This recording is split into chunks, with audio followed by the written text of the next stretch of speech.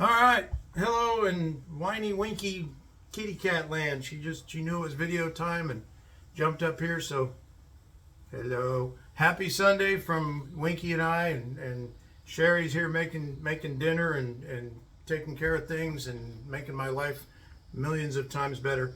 So I appreciate that very much. Had a great weekend, a great Sunday, very nice.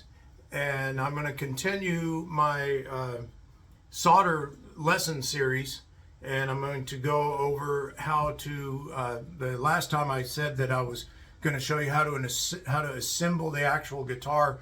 Well, the guitar that I'm going to do that with is out there drying right now in the paint booth. But what I'm going to do is I still have a little bit of information you need before you can actually do that. So I'm going to show you the rest of how to assemble certain solder joints that you're going to need to put the guitar together. I'm going to show you a couple methods of joining wires, just flat, joining wires together. And I'm not going to use the shrink tubing because I want you to actually see the joint. Rather, everybody knows how to cover up with shrink tubing, so I'm not going to do that. But I'm going to show you two different methods of joining together wires. I'm also going to show you, and the reason the joining together wires is important is because if you rebuild an older guitar, you might have short wires, and now I can't use them because they don't reach the from the pickup to the connections. Well, you can, so I'm going to show you how you can fix that. But I'm going to show you how to also attach the wires to the potentiometer in a couple different methods, and to the output jack and things like that. But there's two different types of wire that I'm going to show you. The old braided Gibson type wire, which can be a pain in the butt, especially if you do it wrong and you overheat it. It will vibrate, eventually make it short out. So I'm going to show you how to avoid that.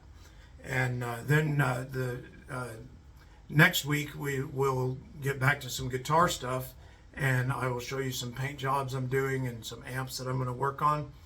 And I'll also start to show you the assembly of the guitar. So let me flip this around real quick and get the camera pointed at my fingers, and everybody say happy Sunday to Winky. I'm going to let her down, and I'm going to show you guys close-ups of what I'm doing here and explain it as I go. So one moment. All right, so we're back and running, and there's my hands right there. So what I'm going to show you first, I've got it zoomed in a little bit. You may have to zoom in on the video a little bit more, but what I'm going to show you first is the first method of joining wires together, in case your pickup wires are too short and you need to do this. So you take these wires have already been pre-tinned, so like we talked about before. So what you do here is you simply take this and form a little J out of it, like so. And then you do the same thing with the one that you want to connect it to. Now, I told you I wasn't going to use shrink tubing. However, if you're doing this on a guitar pickup wiring, you're going to want to have the other end disconnected from the potentiometer, like here, or from whatever it is that you are going to hook it to in the guitar, so that you can slide the shrink tubing over, or you can put the shrink tubing on the wire before you connect it. Just make sure that you push it back far enough so that the solder heat doesn't shrink the shrink tube, because it will do that if it's too close. So then take these two J's and just hook them together like so, just like that, and then just squeeze them shut. Don't have to use a whole lot of pressure, just enough to hold them in place, just like that, so that you get them to where they're joined. And the whole idea, this is something that comes from the aeronautical times of me doing this soldering, is that you want that there. So as you can see, the point of this, the solder in some of the stuff we do in the guitar world is acts like a welding joint or a glue, but in the aircraft world, the solder joint doesn't hold anything. It's an electrical conductivity for flow. When you get solder certified, you learn that the soldering, you must first have a mechanical connection. So if you see that, it's joined. Okay, it won't last very long like that because it won't take vibration. But you get your physical mechanical connection like that, and then you simply, because it's been pre-tinned, you simply hit it with the soldering iron very quickly. I'll get this back into view a little bit here, but doesn't take very much at all. Very, very quickly.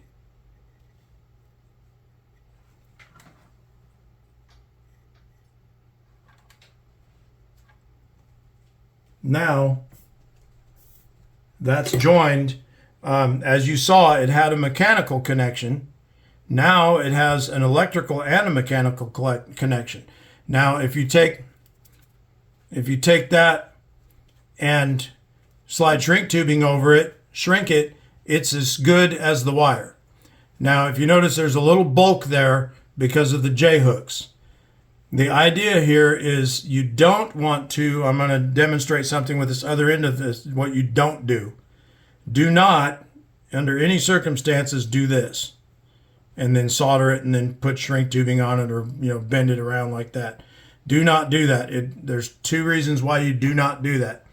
One is, if you twist the wire against the plane of the wire, it's going this way, and you twist it back that way and twist it, you're putting a twist under tension, and you're putting those braids under tension, and then you put heat to them, and eventually they will come apart. They will vibrate and they'll break.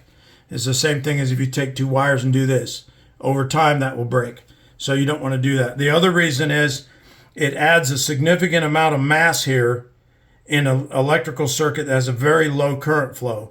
If you do that, you cause a point in the circuit where the wire can, not always will, but it can cause a high resistance and possibly a high inductive reactance if it's going through a circuit with capacitors in it. It will change the tone of the guitar. If you put enough solder on there and you put enough mass in that joint, you will notice it if you have a keen ear. So do not do that. Make a J-hook like that, do that. That's the primary method of doing this. There's another method that I will show you after I untwist this mess that I've made. So keep in mind that I wouldn't reuse it after I twisted it like that. I would just cut it off. But what I am going to show you after I straighten this out, just for demonstration purposes, is you can take the wire and you can join it like so by simply taking the two pieces, setting them together, and twist them around each other like that. You're not twisting the wire against itself. It's still straight. It still is in the same plane, so you're not breaking the plane of the wire.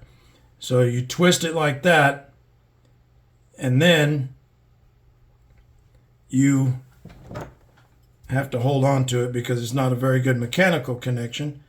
But you twist the wire together like so. I can put it back together. And then when you solder it, it goes back to what it was. You have a solid solder connection, and you have a solid wire,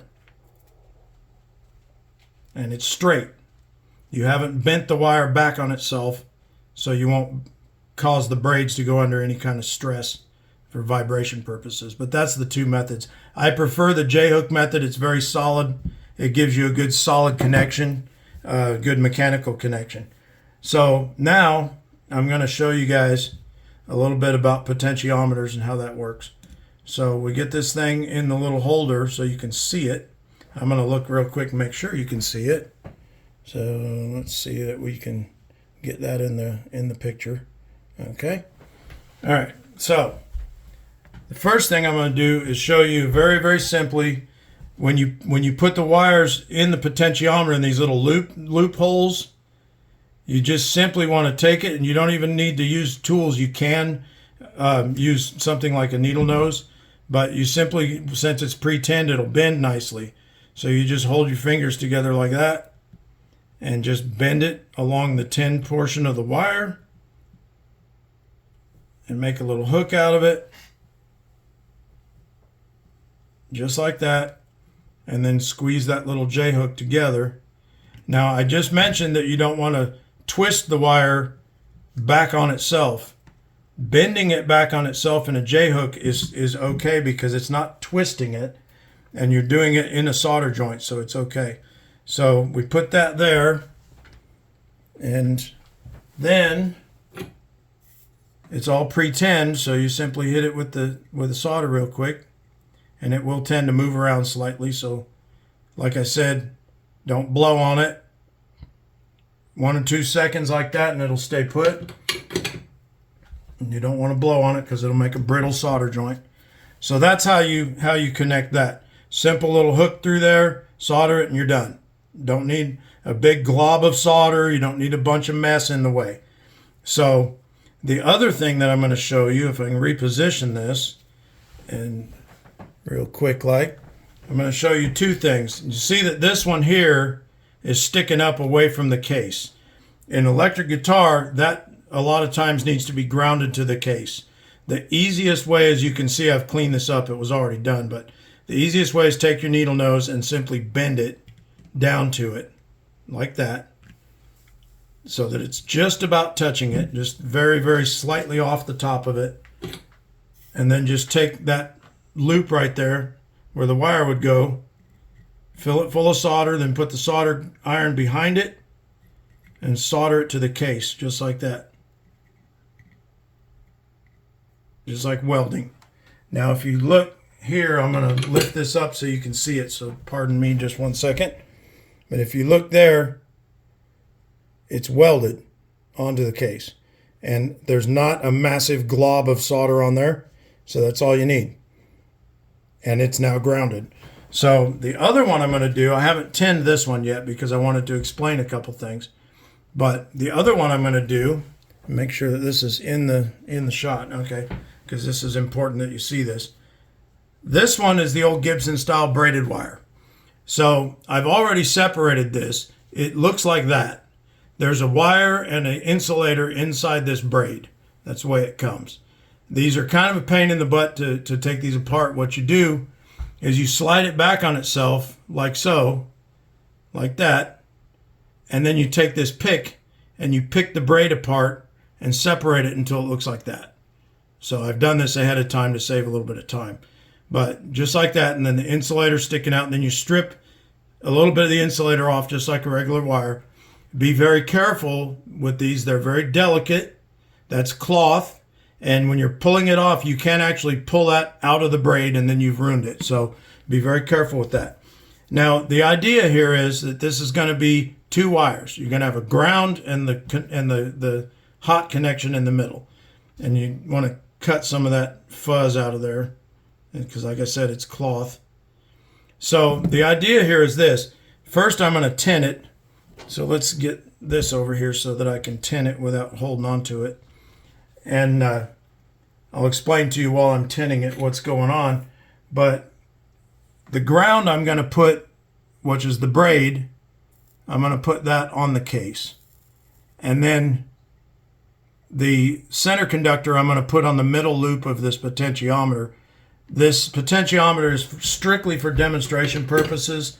It's not actually going in anything. I'm just using it to show you the various methods of putting all this stuff together.